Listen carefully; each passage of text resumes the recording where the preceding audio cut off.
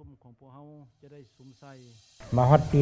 2015 ผ่านการจัดตั้งปฏิบัติเห็นว่ามีความจำเป็นต้องได้มีการปรับปรุงอีกฉะนั้นจึงได้มีการปรับปรุง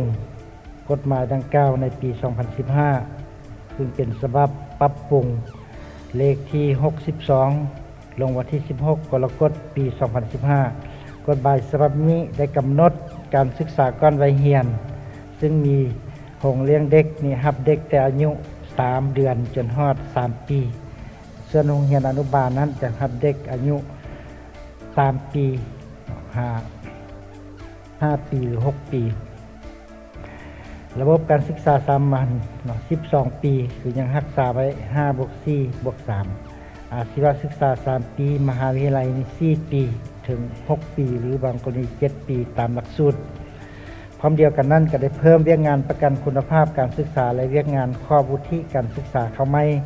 ได้ถือเอาชั้นมัธยมตอนต้นเป็นการศึกษาภาคบังคับมีราคาผลได้รับกฎหมายการศึกษาฉบับปรับปรุงปี 2015 นั้นได้เป็นเครื่องมือในการยกสูงบทบาทของเวียกงานศึกษาในให้ทั่วสังคมได้รับรู้อย่างกว้างขวางขึ้นให้พลเมืองรับรู้เข้าใจบทบาทความสำคัญของการศึกษาเป็นบ่อนอิงให้แก่ครูอาจารย์พนักงานและผู้บริหารการศึกษาในการบริหารคุ้มครองการศึกษานับแต่ขั้นศูนย์กลางลงฮอดท้องถิ่นเฮ็ดให้เวียกงานดังกล่าวได้รับการจัดตั้งปฏิบัติทั่วถึงและเป็นเอกภาพการศึกษาได้ค่อยๆสอดคล้องกับแนวทางนโยบายของพรรคและรัฐพลเมืองในสปป.ลาวได้เข้าถึงการศึกษาตามนโยบายการศึกษาที่มีคุณภาพและเท่าเทียมคือกันกับบรรดาประเทศอื่นอยู่ในภาคพื้นและสากล